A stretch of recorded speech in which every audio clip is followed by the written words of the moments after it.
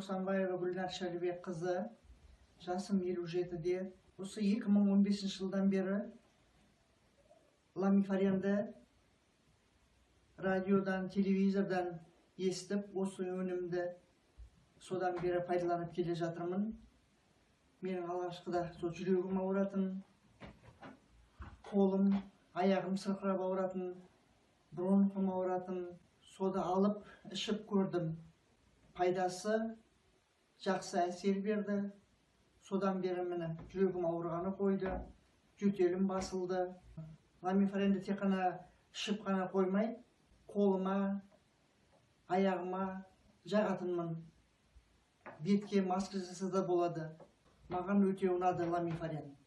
Ламифареннің өнімін пайдаланыңыздар, пайдасы зор.